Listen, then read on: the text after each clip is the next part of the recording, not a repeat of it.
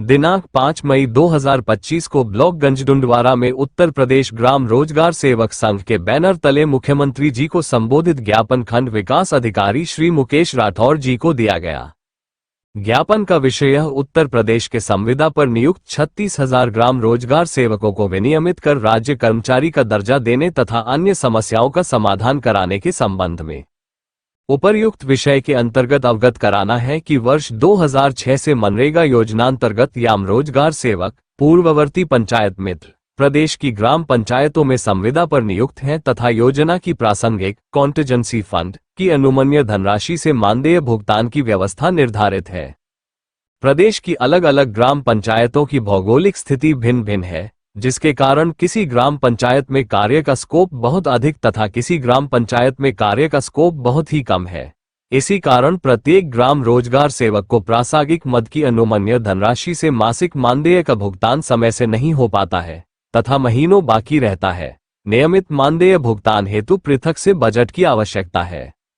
ग्राम रोजगार सेवक विगत 18 वर्षों से अपना योगदान दे रहे हैं तथा वर्तमान में प्रदेश में लगभग 58,189 ग्राम पंचायत सृजित है। इन ग्राम पंचायतों में सीधी भर्ती से नियुक्त ग्राम विकास अधिकारियों, ग्राम पंचायत अधिकारियों की कुल संख्या लगभग 15,000 है। यानी एक सचिव के पास औसतन 5 ग्राम पंचायतें हैं, जिसके कारण ग्राम पंचायतों के विकास व ग्रामीणों की समस्याओं के निस्तारण में असुविधा होती है। यदि ग्राम पंचायत स्तर पर सरकार द्वारा एक ग्राम विकास सहायक का पद सृजित करके संविदा पर नियुक्त ग्राम रोजगार सेवकों को उनकी संख्या के आधार पर समायोजित कर दिया जाए तथा शेष बाकी पदों पर अन्य लोगों की भर्ती कर ली जाए तो ग्राम रोजगार सेवकों की लंबे अरसे से की जा रही मांग भी पूरी हो जाएगी तथा उनको विनियमितीकरण के साथ राज्य कर्मचारी का दर्जा भी प्राप्त हो जाएगा। ग्राम रोजगार सेवकों की नियुक्ति उनके गृह ग्राम पंचायत में होने के कारण ग्राम प्रधान से सदैव विवाद बना रहता है तथा वो ईमानदारी से अपने कर्तव्यों दायित्वों का निर्वहन नहीं कर पाते हैं। देश के अन्य राज्यों में ग्राम रोजगार सेवकों की नियुक्ति भारत सरकार की मार्गदर्शिका के अनुरूप ही हुई है और वहां पर इनके स्थानांतरण की व्यवस्था लागू है।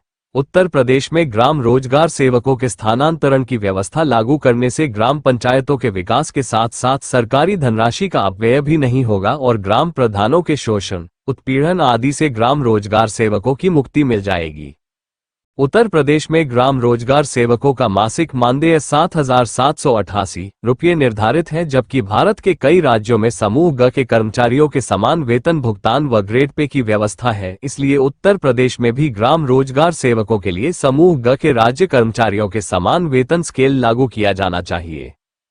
प्राइवेट सेक्टर में भी कार्यरत कर्मचारियों के लिए भविष्य निधि, gratuity, pension, bonus, health insurance, दुर्घटना बीमा आदि की सुविधा प्राप्त होती है, परंतु सरकारी विभाग के संविदा पर कार्यरत ग्राम रोजगार सेवकों को आज तक इन सुविधाओं से वंचित रखा गया है, जो अन्यायपूर्ण है।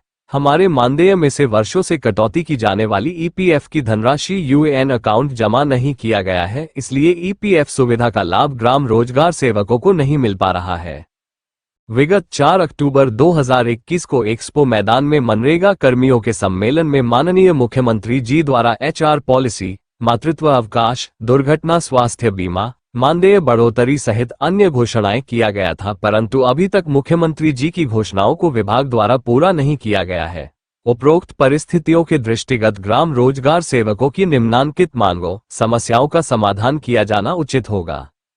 ग्राम पंचायतों में ग्राम विकास सहायक का पद सृजित कर ग्राम रोजगार सेवकों को समायोजित करते हुए राज्य कर्मचारी का दर्जा दिया जाए।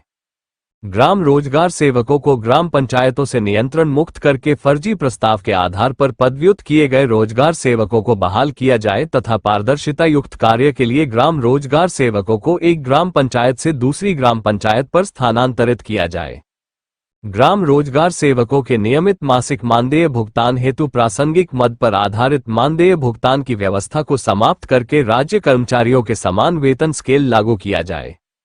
ग्राम रोजगार सेवकों के जॉब चार्ट में मनरेगा के अतिरिक्त ग्राम्य विकास विभाग के समस्त कार्यों को जोड़कर योगदान लिया जाए।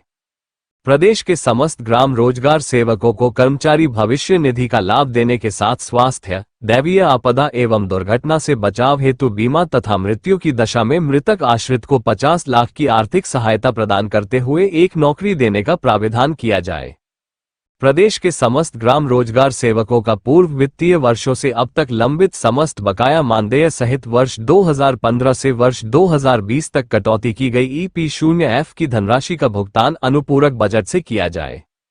राज्य वित्त आयोग 15वां वित्त आयोग को मनरेगा से अभिसरित करने हेतु मुख्य सचिव उत्तर प्रदेश शासन द्वारा जारी किए गए शासनादेश दिनांक 16 मई 2017 को कठोरता से सभी ग्राम पंचायतों में लागू कराया जाए।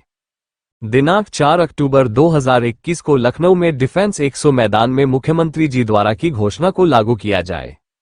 ग्राम रोजगार सेवकों को पूर्व की भांति 10% वार्षिक वेतन मानदेय वृद्धि को पुनः लागू किया जाए।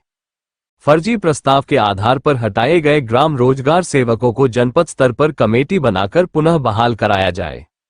ग्राम रोजगार सेवकों को मूल पंचायत के साथ साथ रिक्त ग्राम पंचायतों के प्रभार सौंपा जाए।